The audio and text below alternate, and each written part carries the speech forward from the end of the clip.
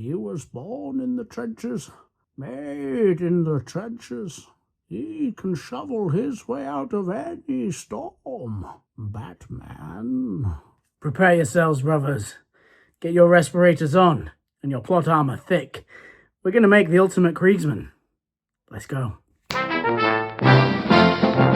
before we paint this Kriegsman, we need the ultimate weapon. Now, he has a mace, but we need something a little bit more special than that. I think you're going to like this. Now, I have a way better idea than that.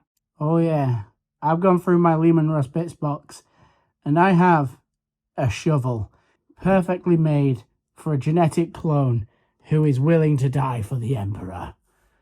So brothers, prepare yourself as we create the greatest Kriegsman that has ever lived. So now our Kriegsman has the ultimate weapon, a power shovel.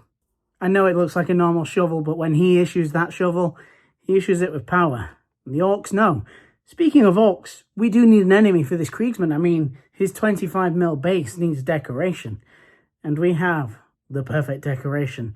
Courtesy of the Armageddon box, we have a lot of spare heads, and this one comes from one of the Orc knobs. So we're going to equip him with an Orc knob head. This Kriegsman, he's got plot armor. It's thick.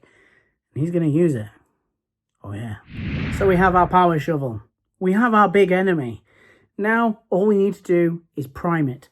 So I have brought with me here some grey cere. Really easy, nice grey colour. We can tune this to being whatever colour we want, whether it's with contrast or paints. They'll go on nice on top of grey cere. If you do black, sometimes it takes a few layers to get the right colour. With grey cere, we should be able to go on with one coat with most things. With contrast, it's a light enough base that the recesses are going to really swallow in all the dark pigment. And then the top should be nice and light, but still retaining its colour. Now, grey cere is a greater place to start. As you can see here, we have him fully primed up, ready to go. Now, I know what you're thinking. We need drab greys. We need rustic blues. We need the kind of colours that makes him look worn down, but no siree. Let me tell you, this is no ordinary Kriegsman. Why, I'm looking at someone incredibly powerful.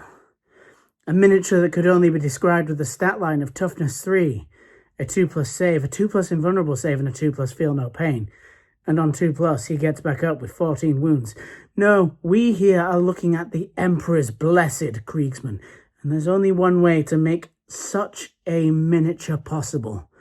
It's going to require a scheme that has plot armor so thick even the God Emperor and Horus Lupercal themselves could not beat him. He shall be magnificent. Oh. Now, as for his basing, we're going to need something that's going to contrast with this incredible scheme that I've got going on. A scheme that none of you have seen coming.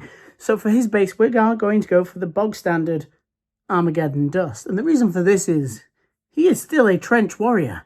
He is the finest of trench warriors. In fact, you can see it in his eyes. He's seen many things. Mainly the destruction of his enemies in trenches. So, yes, Armageddon dust, slap that on, and then we're going to stick an orc head in there, because nothing beats our Kriegsman here than an orc head. Also, have a think about a good name that we should give him. In fact, leave them down in the comments and see if you can get the same as me. I don't think you can. For he shall have a mighty name, the mightiest of names. So now we have our Kriegsman's base all sorted. So now we're going to let this dry for a little bit, but I have a few things that I want to paint up on him whilst this is drying. And I think you're going to be quite surprised by this scheme. Leave a little comment down below if you think that you can guess what this scheme is. Don't just cheat, don't just skip on to the end and figure out what it is and then tell everyone in the comments and spoil it. I want to know. How do you think I'm going to paint this character in a way that he has the thickest of plot armors? Go on, I'm giving you time. 5, 4, 3, 2, 1. Were you right? All right, two things. So those of you with Apothecary Grey Contrast, not to give away the colour that we're doing, do you find that your wrists really hurt after having to shake this so much? Because I've been shaking this for about a minute and you can see all the sediment at the bottom has barely moved. You're cranking that thing out. And you got some stamina, but Jesus Christ, that is absolutely killing you. And yet it's barely changing. We're just about breaking through the sediment layer there. I don't know why this is such a bad colour, but it works really well. It's frustrating. Secondly, any of you who've watched any of my videos, you may notice that I have a medium artificer brush. It's relatively knackered. Look at that tip. It's a flat tip at this point. It's been used for literally everything, apart from texture paints. So I've been down to War Office in Rochdale, and I have a Windsor & Newton. We've gone for the professional series, sable hair, and we've gone for a size 1 brush. So that is my replacement. Any of you, please leave down your tips below. What is your favourite brushes to use? Okay, so what you're looking at here is Gracia Primer with everything slopped on with Apothecary White. So we're trying to add a little bit of depth to that. So here you can see with the magic of Arrtx Sewer, we have lots of dark components. Some of these are wood, like on his base. Some of these are a little bit confusing because you're probably looking at a pistol going, why is that colour? Any of you that watch my videos, you're going to find out very shortly because it's a really useful way to make deep, rich metals. His armour is staying white, and then his tunic is going to be a lovely shade of... Well, you're going to find out, aren't you? Oh yeah, by the way, if you're wondering what that noise was, this is Lana. Lana, say hi. Say hi. Lana? Guess she doesn't want to talk to you. Sorry about that. Yeah, so I guess we'll just have to figure out what it's going to be shortly. Now, I'm not going to give it to you so easily. I'm not going to tell you exactly what this is, and you're not going to see the process from here on out. So, we're going to talk about what we did after the big reveal.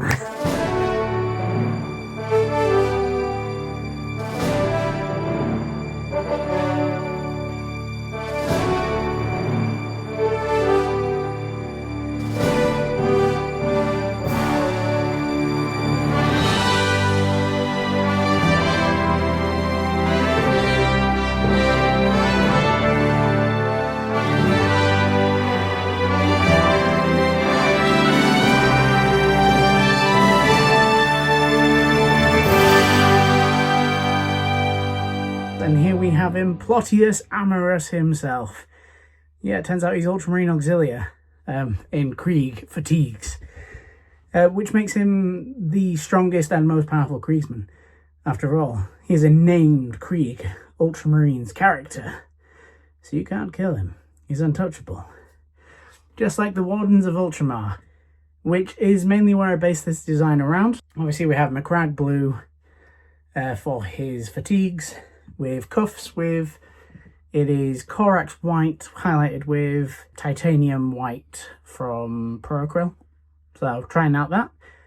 I've also had a chance to try out the new Windsor & Newton #1. So it's the professional series, and yeah, it's a really good brush. The main thing that I'm noticing, and I think it's probably the Acrylic, annoyingly too much paint comes out of those Acrylic pots. That's frustrating, but the Windsor & Newton releases the paint really easily. So even that as a #1 brush is applying really fine lines with minimum pressure. You can do really, really well with that. It's definitely making me want more of their brushes. They also clean up really nicely too. Obviously the Artificer series from Warhammer are pretty decent brushes. They hold up pretty well. My medium brush has had a lot of hammering, so that's a hard one to judge. But my small and extra small brushes are both working incredibly well. So, a little bit about this guy. I want to have a bit of fun with them. I think Krieg are always taken as this super serious, you know, they're gonna go in a trench with a shovel. But then none of them have shovels like the memes do, so it has a shovel, and I even serrated the edge of it as if that's gonna make the difference. And there's an orc knob head there, and you know, even then it's like the red blood for an orc, probably not accurate. I'm sure it's more purpley, but whatever, you know, it's fun. He's a fun little guy. He's got a little, you know, ultramarine symbol there for the Auxilia. I wouldn't mind actually painting up a full Krieg force, all being Ultramarine Auxilia during the Plague War. I think that'd be awesome. Like, look at them with like little gas masks. It's perfect for, like, you know, fighting against Death Guard and the associated followers of Nurgle. So yeah, I've really had fun with this. Just a little small challenge, not really even a challenge, just taking my time painting up a little miniature, but doing it in my way.